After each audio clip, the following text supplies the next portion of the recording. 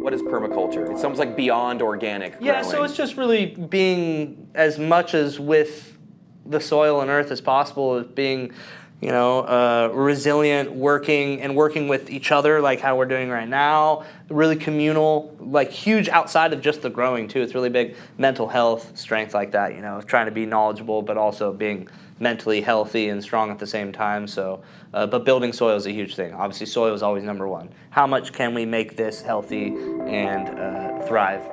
The views and opinions expressed on this podcast are those of Kevin Jordan or his guests. These gardening tips and suggestions may work for you, as well as those from alternative sources. When using any garden products or tools, read and follow all label directions. And learn how to make your yard summer strong at bewatersmart.info. The Green Acres Garden Podcast is the podcast dedicated to helping gardeners hone their growing skills while we celebrate our love of plants. So whether you're new to growing or a seasoned gardener, you're sure to learn something new. Join the fun as we have conversations with world-class growers, passionate green thumbs, and professional garden experts from Green Acres Nursery and Supply. Listen every week. We'll answer questions you didn't know you had. And away we grow. Welcome, everybody. Time to cultivate some joy, a little bit of garden knowledge. We're back in studio, so glad to be here, fresh off my trip from Salt Lake City, Utah. My name's Kevin Jordan, the Caveman Gardener. This is the Green Acres Garden Podcast. And of course, it wouldn't be that without my co-host and writing partner, my garden buddy, Austin, fully employed blank. How's it going there, Austin? Hey, Kevin, I'm doing great, and welcome back to all of our listeners. I love the intro this week, Kevin. Thank you so much. We got some energy. And we had a great time. We met with one of our good friends, Justin from Neanderthal Farms. Oh, yeah, the knuckle dragger himself, Justin Davis, gardener, micro farmer, entrepreneur, father, the pickle king himself. Yes. A great interview, a wonderful person. And don't let the Neanderthal Farms name fool you. He's super bright, incredibly kind, hardworking guy, and just an amazing grower. And just we had a wonderful time sitting down with him. He's easy to talk to. He feels like a longtime friend, a garden bud that we've had for a long time. We did talk to him a year ago and put out a video where we toured his farm. So if you wanted to check that out, you can see that on the Green Acres YouTube channel.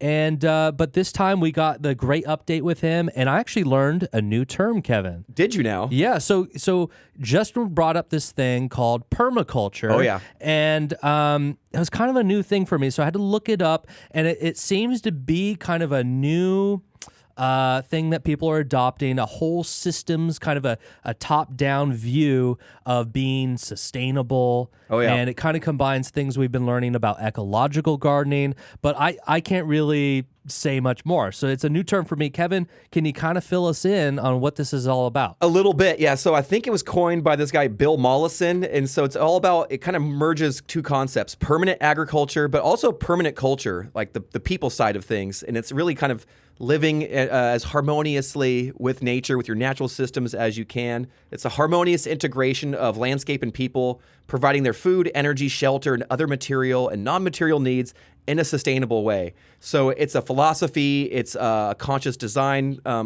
ideas. It's really just a way of being like a really permanent agriculture, permanent culture. It's all about sustainability. You brought up regenerative agriculture, and I think a lot of the elements that we discuss every week could be considered portions of that. Okay. And so but what I'm noticing also online, there's plenty of different definitions. Okay. So it was really cool to hear it from Justin. I know he's all about it.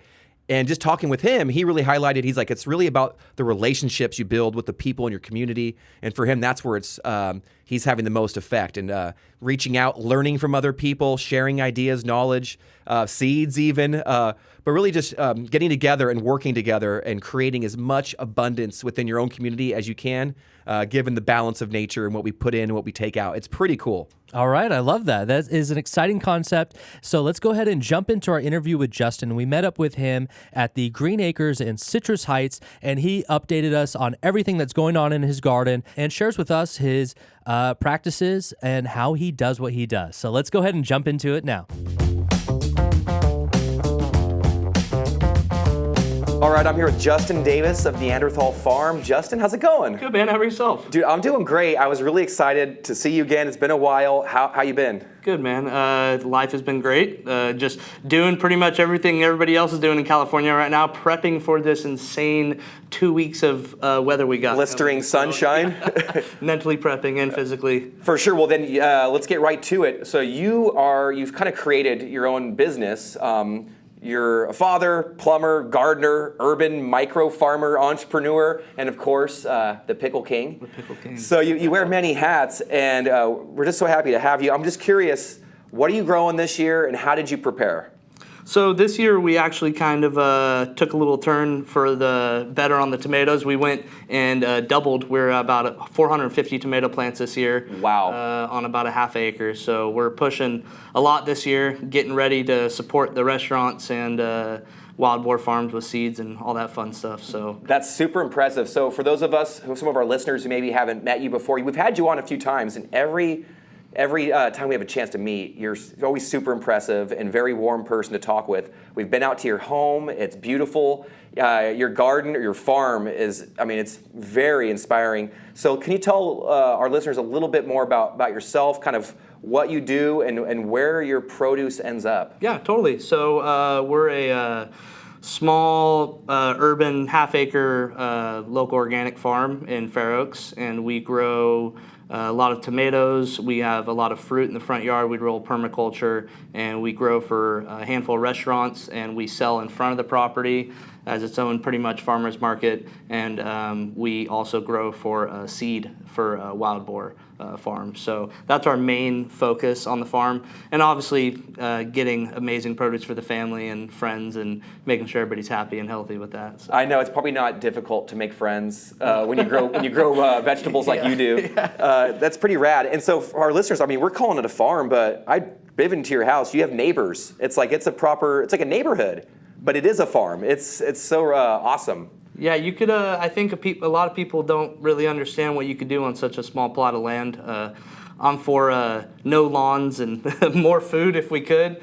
But yeah, we do a lot of small-scale farming, so we really push the limit when it comes to putting as much stuff in the area to thrive and grow. Well, you certainly do. Last time we were there, it was, I think, last spring and summer. Your garden was already off and running, and you've talked about it before. But I'd really love to touch. Let's kind of go back a little bit in time. Right now, it's about to get hot. Gardens are growing, but how did you really prepare for this? I know you put a lot of effort into your soil and soil building, and I think it's something that we could learn from. Tell us a little bit about it. Yeah, please. Totally. So usually when we like to start our cover crops, we have our own kind of mix of seed that we do. We buy maybe 5 to 10 pounds of Dutch clover. I like Dutch clover, and about 5 pounds of crimson clover. And we'll mix that. That's our main set base. And we'll mix that with a handful of brassicas, so collards or big greens, leafy greens, a lot of green vegetation, a lot of mulch. That's going to be good when it comes to chopping and dropping it and bringing it down. You're growing this out in the wintertime? This is also started late fall, if not right before winter, before it gets cold, so you get a good germination rate. You want that germination rate with cover crops, so don't start them too late when it's too cold, and you're not going to get that really good germination rate, so it starts matting out, So like late October, November? Yeah, late October, definitely. Get some in, and the rain's going to help if you do get some rain, but getting that full set in and then letting it go throughout the winter. And we do, like I said, the cabbages, a lot of Korean radishes, a lot of daikons. Ooh, are those good? Amazing. They could do good in a lot of different meals, kimchis and stuff like that. But they also serve a great purpose of nitrogen, and they're soil breakers. So they go deep. They really are able to really kind of have aeration in the soil. So that works for us. So you get to eat a little bit. You said something chop and drop. Can you talk about that a little bit? Yeah, totally. So there's a couple methods of getting your greens and stuff chopped down to get ready for the compost. You'd go through and technically take anything that can cut vegetation, break it down, keep the root base in the ground always, never want to disturb that because that helps. The worms, they like to stay, all the bugs, that's kind of like their home, and they'll eat off of that. You let that down, you lay the greens that you chop down, and then you'd come back and layer a nice layer of compost over that. Fantastic. I feel like the building up that soil and feeding it is so important, especially for you because you grow so intensely. Very important. You are the Pickle King, Justin, and so I'm curious to talk a little bit about the cucumbers. Are you growing any this year, and are we going to have a good season? Yeah, so we are growing them this year. Got in a little late, but Better late than never. better late than never. We're not mad about it. We do have a good couple hundred plants coming in the ground, Whoa. so we'll have some coming in probably in the next couple months if the weather sticks with us and does well. So Do you have to treat them differently than, cause now you grow like you said, a lot of tomatoes, and we'll get into that, but do you have to grow them kind of differently? yeah, so they're both trellised, but tomatoes we have the Florida weave, which we'll get to here in a little Oh, bit. yeah. This the one I use is about 6-inch square poly, or you can get twine squared mesh. Okay, yep. runner, and we like to run that on 8-foot T-posts. So Nice and tall. just run them, yeah, because cucumbers are gonna run. Oh, yeah. And same thing kind of with tomatoes, keeping them pruned slightly. They do have runners. So technically the same thing like a sucker on a tomato plant if you see Yeah. it that way. Keeping those kind of cleaned up in that first 12 inches of growth really helps not having an over-sprawling plant. How often are you, I know they grow so quickly, and they must be heavy feeders. How often are you feeding them throughout the summertime? So we like to do with that cover crop, it's so heavy with nitrogen and growth. When it's breaking down, that first 3 to 5 months, almost the whole season is getting fed by that being broken down in Wow. the soil and releasing all that. But we also like to add at the beginning of the year is a organic pelleted, which is a 4-3-2, really low numbers, simple, can't burn it. And it'll just slowly break down. Yep. So we don't feed throughout the whole season. Nice. Yeah, we And don't. it works out? It works out with Love it. No, I think there's a common misconception like, oh, I got to be out there every week just dumping, No. fertilizer on my plants. I think that's if you have raised beds, that's definitely something to watch for. Yeah, just with it the leaches because out yeah, quicker. and if you're using bag soil, it's they could only feed your plants for so long until they need something else. So definitely with raised beds, you want to keep an eye on nutrient base and feed. That's good. That's good. Good advice for Yeah, sure, especially in containers. You see people, Yes. those plants just get kind of Yes. starved for water and nutrition a little bit quicker than in ground. Do you have any? I know you're the pickle king. Just offhand, I'm curious. Like, what are some of your favorite varieties to put in that jar and for later on? So last year we grew a couple varieties that were actually Ukrainian varieties. I can't tell you the names of them, but They ended up being just they good, were or phenomenal varieties. I actually saved some seeds from those guys. Not enough to do what I needed this year, but I think next season if I grow a good row and then save seed for that, I should have enough to get the progress going. And then I like to really grow homemades. They're one that Botanical grows, I get from you guys, and it's a phenomenal variety. Really short, bulky, about 2 to 3 inch cucumbers. That's awesome. Well, personally, I love cucumbers. Nice cucumber salad. Although, maybe I'll have to come over and learn from you someday how to properly pickle and jar, because I feel like that is a skill we all need to have. I'll have to make a little class for everybody. Certainly, Yeah, you that'd should, be man. fun. I'll be the first person to Yeah, sign up. definitely. I love it. Now let's get right into tomatoes, man. You brought it up that you sell to local businesses. You sell in front of your house, maybe even a farmer market here or there. How did you how did that whole relationship start? And how did this develop? So I started really getting into the farming mainly for the pickling cucumbers. So I was strictly just pickling cucumbers for at least the first 3 years of my property. Ended up getting a lot more of the property that I live on, so decided to expand and ended up meeting Brad with Wild Boar Farms about 4 years ago. Love Brad now, around here. which was a heaven sent thing for me. So yeah, and we were able to work something out. He gave me the opportunity of a lifetime, and it's been a run uphill since then. So we've been expanding every season, growing as many tomatoes as we can, and that's where I started thinking, well, if I could do it for the front of the house, why not try to get into restaurants? Walked in one day, talked to a chef. Just call. That's all it takes. If somebody wants to do it, all it takes is calling the restaurant and asking, hey, is the chef available? Just cold I'm call a them. local organic farm. Would like to maybe bring you in a sample. Are you interested? That's all I did. The Wow. first time I brought him, I think the first year I had insane bumper crop of just everything. Potatoes, onions, softball onions, peppers, tomatoes. So I brought him just a big old gift box, and he was overwhelmed, and ever since I've been dealing with them with Shangri-La. So it's as easy as just calling and putting yourself out there, because as much as you get scared about it, a lot of people are intimidated. It's easier said than done. It takes a Yeah. lot of hard work and sweat, but it's so satisfying in the end, and the chefs love it too, because it's hard for them they already have very little time to do what they need to do, let alone try to search out for a local farm. Yeah. So you coming to them is mostly a gift for them too. So That's awesome. Well, let's get into it. You know, you're growing a lot of tomatoes. You said 400 plus individual plants. I got to guess. I mean, you've probably got a couple dozen varieties that you're working with. Yeah. For you, how do you space them? Are you pruning? Like, I would love to learn some of your methods that we could share with our listeners. yeah, definitely. So I think I mentioned earlier that we obviously do the Florida weave method with our tomatoes. Which I've seen yours, and you get those really tall T-posts. Yes. I love it. The 8-foot T-posts, and then we also, I found out a couple years back after my plants were expanding over the 8 feet halfway through the season that we need to extend these. I've seen your extenders. Yeah. Inch and a quarter PVC people will slide over a T-post and is very snug. So you could use those and you could extend to whatever foot you need to. So I think the first year we did like 16 feet. So we were up, we had tomatoes, the sun golds and stuff around 15 to 16 feet. Harvesting on a little ladder. On a harvesting ladder, yeah, getting up there. So. And you're already on a slight hill. Yeah. So it's a little work, but we keep them. We don't let them get that big anymore. That's too much work with the amount of plants we have. So, but yeah, the Florida weave, and then obviously very heavy pruning. You don't have to go as much as certain people, but you could definitely be very generous on the bottom half of the plant, at least 12 to 15 inches up on the plant, keeping them fully cleaned up as a clean stalk, and then working as many suckers. I tell people how close you are, then work off the suckers. If you're close like us, we're at 12 inches spread, which people call me crazy for that one.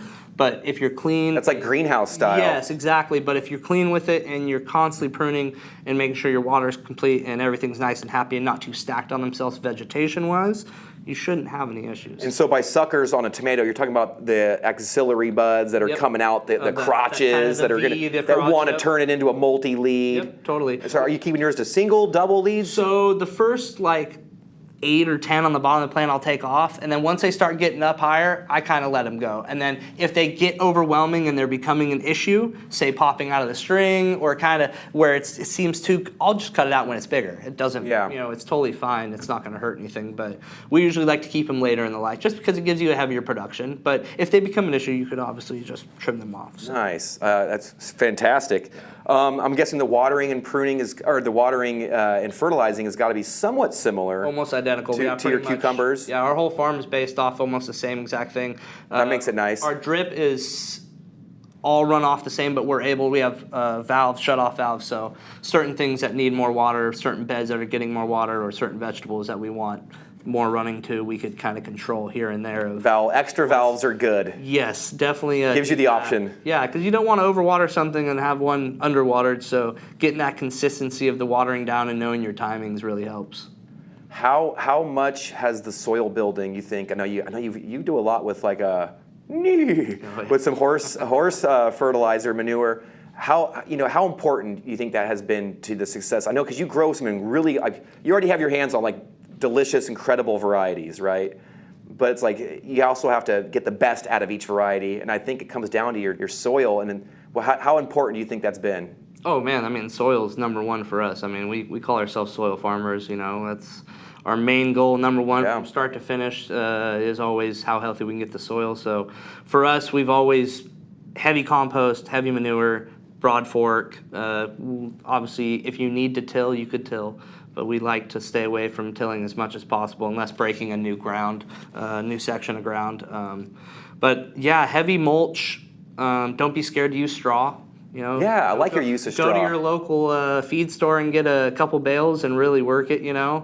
And and you're just laying that down on top around your plants to kind of suppress the weeds, keep some moisture in. And you can put compost on top of that and do the layering like lasagna bed, which is a great method of farming. They call that because it's technically compost straw, compost straw, compost straw, and then you put your last layer and then you plant straight into that. And you could repeat that for a couple years, and then by the end of those couple years, you're going to find some of the most healthy soil that you've ever seen after those couple years, it's worth the wait.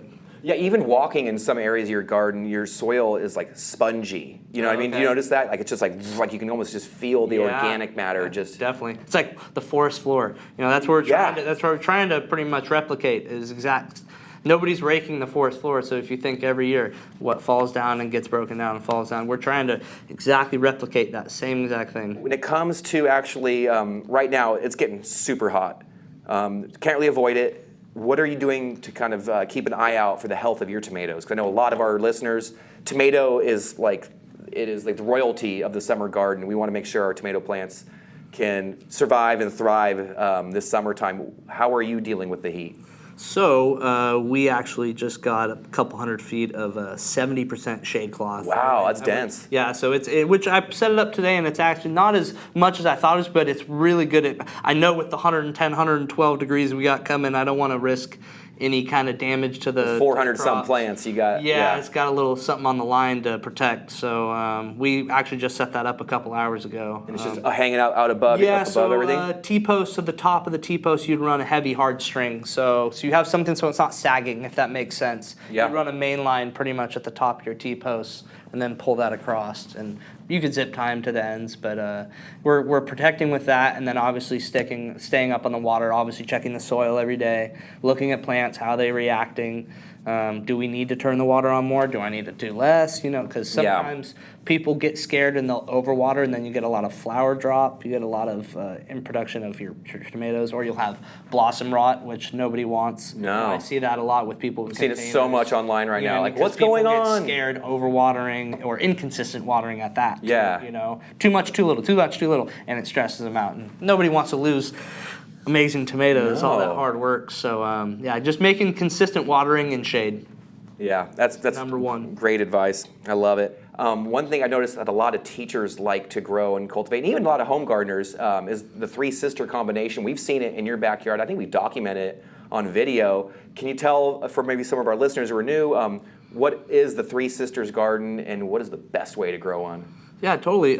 So the Three Sisters garden is a Native American way of growing that they used to grow with corn, and you would have a trellising and then a low stock point underneath. So you could have either a squash, and then you would have some type of trellising, cucumber or melon, and then having those guys feed and grow in the same. They use the corn as their trellis, and then they have the other plants that could use as nitrogen feeding and all that fun stuff. So with our property, we've kind of done some different renditions. I like growing, like you said, a fourth sister when you were. Yeah. I just heard about it. Comfrey and borage underneath those are a great one because that could be a good chop and drop for your plants. That could immediate nutrients right for your plants. You could just rip them, put them right underneath, put some straw on top of it. It grows right back, and it's a constant feed, nutrient base for your plants. That's cool. Yeah, so it's kind of nice where you kind of can put plants together that are complementary. Yes. They work together. You said one grows vertical and fast, other ones can actually climb on them later on. Yep. Another one might be providing nutrition. That's awesome. I love anything new or interesting we can do is always fun. It's not nice. What's old is new again. People have been doing it for thousands of years. You could do it in a compact place too. A lot of growth in a small area. Okay, cool. So have you seen it ever done in containers? Can people do that? Oh yeah, definitely in containers. Yeah, I've seen a lot of people do it in containers. It works totally fine. Awesome. So if any of our listeners are growing some Three Sisters, please send us some pictures on the Facebook. We'd love to see it. Now I've got to ask you. It's one of your titles I gave you is entrepreneur, micro farmer, and I think that's pretty cool. You've turned a passion for pickles into profits. And that's pretty incredible to do it. I said you're a full-time family man, you're a full-time plumber, which is a pretty incredible career, but you've created another niche for yourself. How do other people who maybe are interested, who their gardening game is just they're really into it, maybe they're passionate, they've grown a few times, they're feeling pretty confident, or they just love it a little bit, and they might want to make it maybe their hobby into something more. What would be your suggestions for somebody listening who maybe wants to take a similar path and become an urban micro farmer like yourself? What would you do if you had to start all over again, or if you were giving advice to someone? I would say don't be afraid to push the limits. Definitely do something that you probably would never put yourself to do. Go set yourself up on the corner of the street and sell your vegetables. Don't be scared. It's not illegal. Set up in front of your house. Maybe set up a Facebook. Hey, I have vegetables. Anybody interested?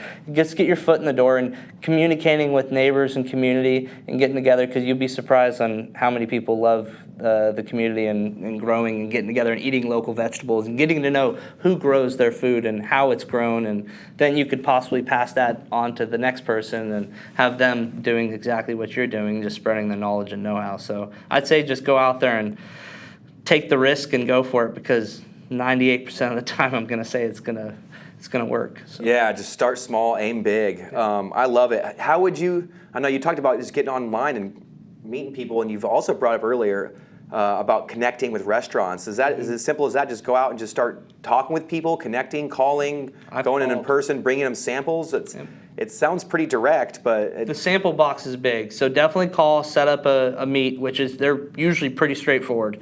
Yeah, I'm here from this time and this time, bring me what you got and we'll talk then. You go there, they either like it or they don't. Almost every restaurant I went to out of the 6 or 7 I've done in the past couple of years, I've only had one that didn't work out. They took the first, but they didn't call me back, which was totally fine. I learned from, okay, that's not a restaurant I go to. But other than that, they're gonna be pretty spot on with it. It's just going out there and calling them is the biggest thing. Make that call, because that's all they want to hear. If they already have something set up, they're gonna tell you no. Yeah, but just try. Just bringing it in and showing and doing the work will get you far in this game. I've probably repeated this before, but definitely push yourself past what you think you're able to do. I think that's me every year. I push myself more and more. I think that last year, I'm never doing that again. I'm gonna do the next season. I'm doing exactly that, but double, because I'm striving to become better at it. It's just a perfection thing for me. But I think for a lot of people, just push yourself a little harder than you think, and you will be surprised on what you can and cannot do. So. Well, I think that's a great lesson for a lot of things. Right. But yeah, we can take that to heart. Yeah. Justin Davis, the Neanderthal farmer himself, the pickle king. Man, thank you so much, dude. Thanks for having me, man. It's been an extreme pleasure. It always is, and like I said, we got to make a date and do some pickling, man. I would love to learn from you. Do it. You're more than welcome to my place, man. Come on over whenever.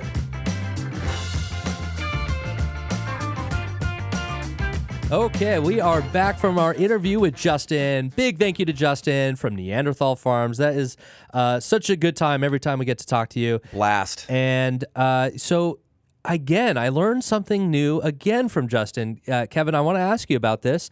The 3 sisters thing. Oh, yeah. Up. Every school teacher who's gardening definitely needs to start with the 3 sisters, because you can do it in containers, you can do it in ground. And that's a good way to do it. It makes sense. Fun. The corn stalk's pretty strong, right? So it can support probably many different things going up. But again, what are the 3 sisters and why do we group those up? So typically it's corn, beans, and squash. So first you would start your corn, get it started. So timing can be everything. So if anybody wants to try this out, do a little bit more research to really to learn from people who are doing it right now and have done it. But plant that corn first, get it started. Then usually the beans will come later. They usually you can use a trailing bean if you want to utilize the verticality of the corn stalk to grow upwards. You could even use a shorter bean as well. But they fix nitrogen. Beans are delicious. They're nutritious. And then the last one is squash. So you can plant some squash that'll trail out. And what's nice about mixing them all together is the squash will grow low and shade the soil, and actually for weeds and things, having a very vigorous squash plant or many squash plants in your garden can help kind of suppress the weeds as well. So for Native Americans, all these plant combinations just seem to just really work given their situation. So it's pretty cool. Corns, beans, squash. It's awesome. 3 sisters. Give it a shot. I love things like that because they're kind of like these little challenges, these little things I want to try. There's fun combinations. I want to do that in my own to see yard. if it works properly. Yeah. Well, it's almost like when people do the little terrariums and you get all little creatures and you try to get that whole system working together. Right. It's nice getting plants work. Back to the permaculture thing. Right. It's getting using what you can in an effective, efficient, maybe sustainable way, whatever that may be. But long-term growing is great. And the chop and drop. Chop and drop. Oh, well, let's get back to Justin. I mean, yeah, he's talking about his soil building. That's really what it comes down to. If Justin's success, it really hinges on him, like I said, being really smart and hardworking, but also he learns, and each year he's building up his soil. And so his soil is, if you put your hand in it, it's black, it's rich, it's earthy. So between the horse manure, the chicken manure, the cover cropping each and every season, that was big for me, is that he does a really intense cover cropping. Some of it gets eaten, but a lot of it gets chopped, dropped, and mixed right in. And like I said, his success speaks for itself. If you're at his garden right now, you'd be looking at monster plants, super healthy. It was really cool. And it's nice to see that he's doing what he can to kind of beat the heat. I know a lot of our listeners right now, they're dealing with 100 plus degrees temperatures. It's getting really toasty. He went online, purchased himself a big old fat shade cloth, big enough to go over his entire massive garden. And it's going to be probably a help for him. And so he's out there trying to beat the heat too. I think it's really good advice for people that he provided today. Also, if I may, Austin, I loved his story about just starting with, hey, I want to grow cucumbers because I love pickles. My family loves pickles. We want to just can and make our own. Maybe sell a few on the side or give them away.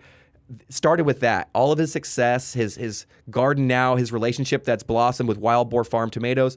It's all started with, hey, I want to go grow some cucumbers. He learned from some people, met some more garden friends. That expanded his horizon and his knowledge. And now he's like a proper urban farmer with 400 plus tomato plants in his backyard, cranking them out, selling them to his neighbors, to delightful restaurants. The restaurant he's talking, Shangri-La. My wife went there. She said, it's delicious.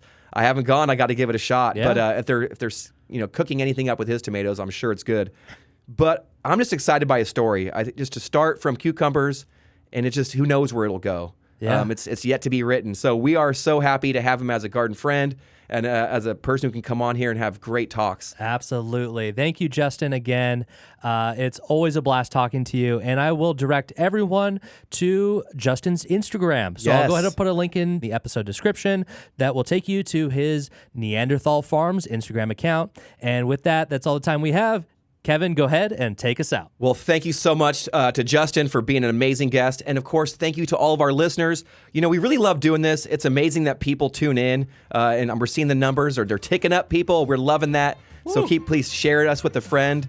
And we'll have you back next week for another amazing adventure. Stay cool, stay hydrated, cultivate life, cultivate joy, get out in that garden when and where you can.